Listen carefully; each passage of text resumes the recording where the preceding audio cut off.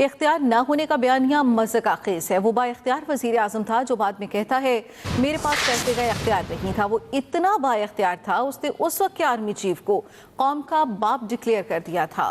हमें तो ये पता है कि कौम का एक ही बाप कायदे आज़म मोहम्मद अली जिन्ना है। DGISPR लेफ्टिनेंट जनरल अहमद शरीफ चौधरी की न्यूज़ कॉन्फ्रेंस कहा, खैबर पख्तूनख्वा में दहशतगर्दों को साजगार सियासी माहौल फराहम किया जाता है। ये तो एक बड़ा मज़ाक़ खेज़ बयानिया है कि जी हम तो कोई फैसला ही नहीं करते, हम तो बेख्तियार हैं और ये सारे फैसले करते। भाई वो वज़ीर आज़म था, वो बाख्तियार वज़ीर आज़म था जो बाद में कहता है मेरे पास तो इख्तियार ही कोई नहीं था, फैसला नहीं करता। वो इतना बाख्तियार वज़ीर आज़म था कि उस वक्त तो वो कौम के जो आपका आर्मी चीफ है उसको कौम का बाप भी डिक्लेयर कर दिया था उन्होंने। और जो उस वक्त DGI थे वो किधर है इस वक्त, जिनको उन्होंने अपनी सियासत के लिए इस्तेमाल किया।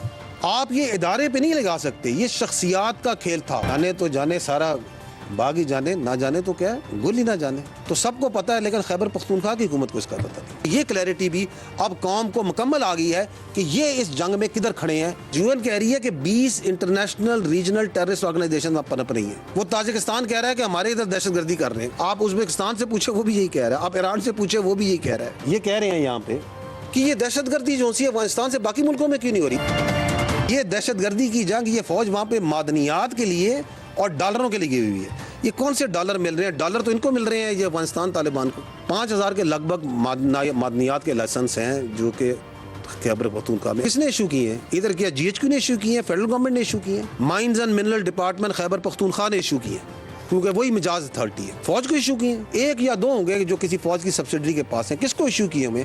कौन वहाँ इलीगल माइनिंग करवा रहा है? बिल्कुल है आपके पास मादनियात की दौलत, पूरे पाकिस्तान के पास मादनियात की दौलत है, लेकिन वो दौलत उसी जरूरत निकलेगी जब वहाँ पे अमन आएगा, वहाँ पे ये दहशतगर्दी का खात्मा होगा। उसके बगैर कैसे निकलेगी? कहते हैं जी कि ये फौज जोन सी है इसको क्या विड्रॉ कर जाए। ये आपको कोई इजाज़त नहीं दे सकता कि आप अपनी सियासत के लिए, अपने सहूलतकार, पता नहीं किसकी सहूलतकारी करने के लिए आप जो से अपने सूबे को, अपने इलाकों को दहशतगर्दों के हवाले कर दें। हमारा आईनी और कानूनी हम पे हुक्म है पाकिस्तान की टेरिटोरियल इंटेग्रिटी और सिक्योरिटी। ये कह रहे हैं कि हम नहीं मरने को तैयार, हम नहीं खड़े होंगे, हम इनके साथ शामिल होंगे। सवाल ये है कि कभी इन फितना ख्वारिज ने, इन दहशतगर्दों ने कभी इन पे हमला क्यों नहीं किया? फरमा रहे हैं कि हमें अफगानिस्तान मदद करे। ये कौन सी अपीजमेंट की पॉलिसी है जिसमें आपने काबुल से भीख मांग रहे हैं कि काबुल हमारी सिक्योरिटी गारंटी कर दो, जो पूरी दुनिया में तमाम दहशत ऑर्गेनाइजेशंस को लेके जो वहाँ पे काबिज ग्रुप बैठा हुआ है उससे कह रहे हैं कि आप हमें सिक्योरिटी प्रोवाइड करें। और वो जो कहते हैं कि हम ऑपरेशन नहीं होने देंगे, क्या उनकी शख्सियत, क्या उनके कलमात इस मुल्क की सालमियत से बढ़ के हो चुके हैं?